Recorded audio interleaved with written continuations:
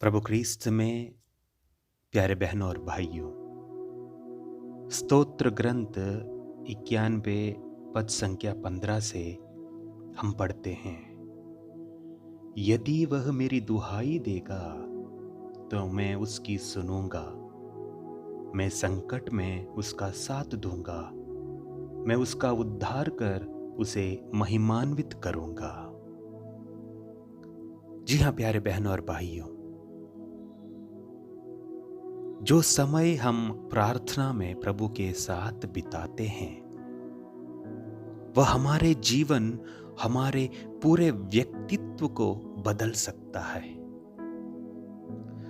शायद ये बदलाव शारीरिक रूप से या बाहर से शायद किसी को दिखाई ना दे, लेकिन आंतरिक रूप से, आध्यात्मिक रूप से वो हमें एक नई रचना बनाता है और बाहर से भी हम एक सच्चा मनुष्य या मनुष्यत्व को स्थापित करने में हमारी सहायता करता है। इसीलिए हमें प्रार्थना करनी चाहिए। पवित्र बाइबल हमें विविध प्रार्थनाओं के बारे में बताता है और अक्सर ये देखा गया है कि सामूहिक रूप से या ग्रुप में एज ए कम्युनिटी हमें प्रार्थना करना आसान होता है। लेकिन यदि कोई हमसे सवाल पूछे, आपका पर्सनल प्रेयर, आपका व्यक्तिगत प्रार्थना का समय कितना है, कितनी आप व्यक्तिगत पर्सनल प्रेयर में अपना समय बिताते हैं और आपका पर्सनल प्रेयर का रिश्ता प्रभु से कैसा है, यदि इस पर कोई सवाल करेगा, शायद हमारे पास कोई जवाब होगा। तो आज के इस मनन चिंतन में मैं आप लोगों के सामने प्रार्थना के महत्व और विशेष करके व्यक्तिगत प्रार्थना, पर्सनल प्रेयर और पारिवारिक प्रार्थना, इसकी हमारे जीवन में किस प्रकार हमारे जीवन को बदल सकता है, किस प्रकार हमारे परिवार को बदल सकता है, इस पर मैं आप लोगों के साथ मनन चिंतन करना चाहता हूं। हम सभी को स्वयं हमारे प्रभु यीशु ने निमंत्रण दिया है कि हम व्यक्तिगत प्रार्थना करें, पर्सनल प्रेयर करें। इसलिए संत मत्ती का सुसमाचार अध्याय 6 पद संख्या 6 में हम पढ़ते हैं। प्रभु यीशु कहते हैं, जब तुम प्रार्थना करते हो तो अपने कमरे में जाकर द्वार बंद कर लो और एकांत में अपने पिता से प्रार्थना करो। तुम्हारा पिता जो एकांत को भी देखता है तुम्हें पुरस्कार देगा।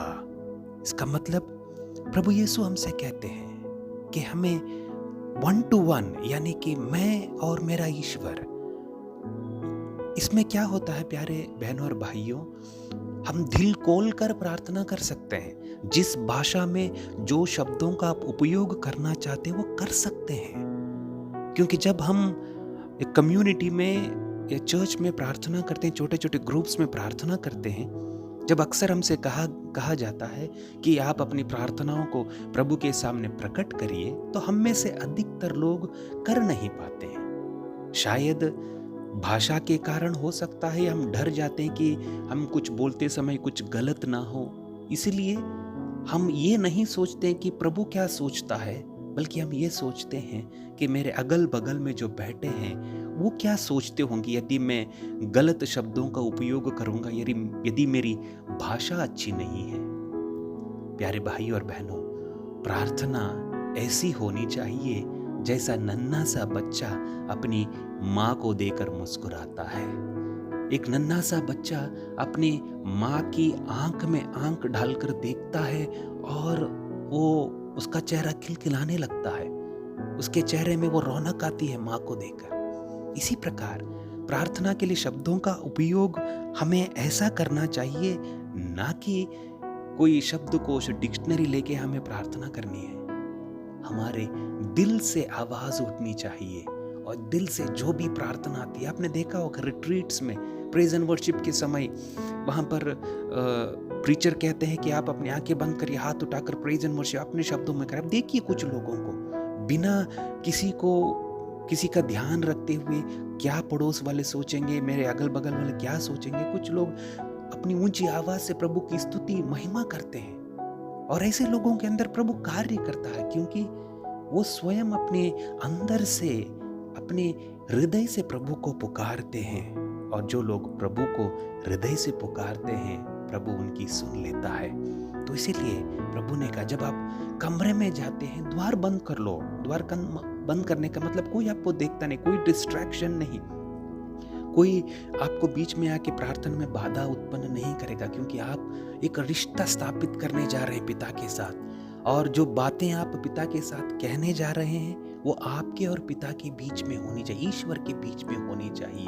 और तभी जाकर हम खुले हृदय से प्रार्थना कर सकते हैं। कुछ लोगों को कहते हैं ना कि बाथरूम सिंगर्स, आपने कई बार देखा कुछ लोग नहाते समय गाते हैं। क्यों गाते हैं? क्योंकि उनको बाकी किसी की चिंता नहीं पड़ी रहती, क्योंकि वो सोचते हैं कि हम नहा रहे हैं, हमें कोई नहीं देख रहा, तो कोई सुन भी नहीं रहा सोचते हैं, इसलिए बढ़िया से गाना गाते, लेकिन बाहर हम उनसे गवाइए वो नहीं गा पाते, डरते हैं। इसी प्रकार जब हम एकांत में होते हैं तो हमारे हृदय में वो शब्द आते हैं, हमारा मन ईश्वर से जुड़ जाता है। इसीलिए प्यारे बहनों और भाइयों, पर्सनल प्रेयर, पारिवारिक में, परिवार में भी हमें किसी से डरने की जरूरत नहीं, हम अपने लोग होते हैं। तो इस प्रकार की प्रार्थना हमें करनी चाहिए। कई लोग मुझसे पूछते हैं कि फादर प्रार्थना कैसे कर सकते हैं, हमें नहीं मालूम कैसे करना। हम रोज़री बोलते हैं, हम करुणा की माला विनती जपते हैं, या कुछ किताब लेके प्रार्थना करते हैं, लेकिन अपने से कैसे करें? प्यारे भाई और बहनों, जब आप सचमुच में प्रभु यीशु से, ईश्वर से एक रिश्ता, प्रार्थनामय रिश्ता जोड़ना चाहते हैं, तो आप बाइबल उठाइए, पवित्र बाइबल उठाइए, उसको पढ़िए, और पढ़ने के बाद उस पर मनन चिंतन करिए। आपको प्रभु संदेश स्वयं देगा, आपको प्रभु अपना संदेश प्रकट करेगा। यदि आप सचमुच में प्रार्थनामय रूप से प्रभु का वचन पढ़ते हैं। वचन पढ़ना सिर्फ, कुछ लोग कहते हैं मैंने 1 साल में पूरा बाइबल कंप्लीट किया, नहीं, इसको कंप्लीट करने के लिए मत पढ़िए, उसको अपने जीवन में उतारने के लिए पढ़िए। आप चाहे एक वाक्य पढ़िए या एक चैप्टर पढ़िए, लेकिन उस पर मनन चिंतन करिए कि प्रभु इस पाठ के द्वारा, प्रभु के इन वचनों से मुझे व्यक्तिगत रूप से क्या संदेश मिलता है। हर एक को संदेश मिलता है, वो जीवनदायी वचन है, क्योंकि संत पतरस ने कहा था ना कि प्रभु हम कहाँ जाएं, आप ही के वचनों में अनंत जीवन का संदेश है, आप ही के वचनों में अनंत जीवन का संदेश है। जी हाँ प्यारे बहनों और भाइयों, प्रभु के वचनों में अनंत जीवन का संदेश है, लेकिन ये संदेश कैसे प्राप्त होगा? ये संदेश आपको पढ़ना होगा, ये संदेश आपको उस पर विचार करना पड़ेगा। मान लीजिए आपको कोई चिट्ठी आती है, आजकल नहीं आता है, मान लीजिए मैसेज आता है, जब तक आप व्हाट्सएप मैसेज नहीं खोलेंगे कोई भी खबर आपको पता नहीं चलेगा क्या है उस मैसेज में, जब तक आप उसको खोलेंगे नहीं। जब आप खोलेंगे, पढ़ेंगे, तो आपको समझ में आएगा, चाहे वो सूचना हो, चाहे वो जानकारी हो, जो भी है वो आपको पता चलता है। इसी प्रकार बाइबल आपके घर में है, लेकिन खोलकर उसे पढ़ना है। जब तक आप उसको खोलकर नहीं पढ़ेंगे तब तक आपको संदेश नहीं मिलेगा, सूचना नहीं मिलेगी। कई बार आजकल व्हाट्सएप ग्रुप के द्वारा संदेश भेजा जाता है, सूचना भेजे जाते हैं, तो हम कहते हैं कि हमें नहीं मालूम था, तो कोई कहेगा नहीं व्हाट्सएप ग्रुप में डाला है, आपने नहीं देखा, तो इसमें हम क्या कर सकते हैं? जी हाँ, गलती उनकी नहीं है, गलती हमारी है, क्योंकि हमने व्हाट्सएप ग्रुप पर वो मैसेज नहीं देखा। कभी कभी समय परिवर्तन का इंफॉर्मेशन ग्रुप में आता है, लेकिन हम देखते नहीं है। इसी प्रकार बाइबल में सब कुछ है, जीवनदायी वचन है, हमारे जीवन को परिवर्तित करने वाला वचन है। यदि हम उसको नहीं पढ़ते हैं, उस पर मनन चिंतन नहीं करते हैं, उसको अपने जीवन में कार्य करने नहीं देते हैं, तो हमारे जीवन में बदलाव कैसे आएगा? हमारे जीवन में, हमारे परिवारों में शांति, हमारे परिवारों में प्रेम कैसा आएगा? नहीं आ सकता।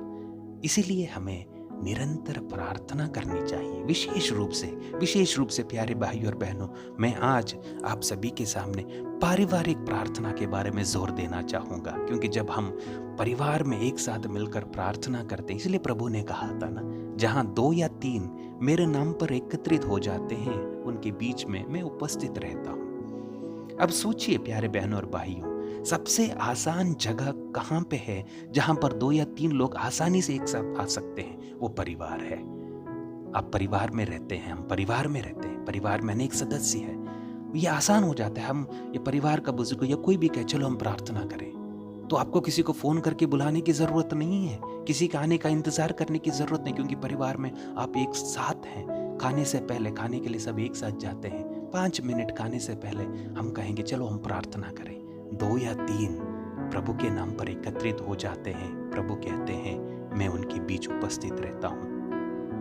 मैं इस प्रार्थना के स्वभाव को या प्रार्थना के प्रभाव को आपको एक चीज के माध्यम से मैं बताना चाहता हूँ। आजकल हम सभी के परिवारों में मॉस्किटो कॉइल है, जो गुड नाइट का जो लिक्विड कॉइल होता है वो है। आप उसको जब प्लग में लगाते हैं, यदि आप उसको ऑन नहीं करेंगे तो क्या होगा? तो मच्छर अंदर आएंगे, काटेंगे आपको।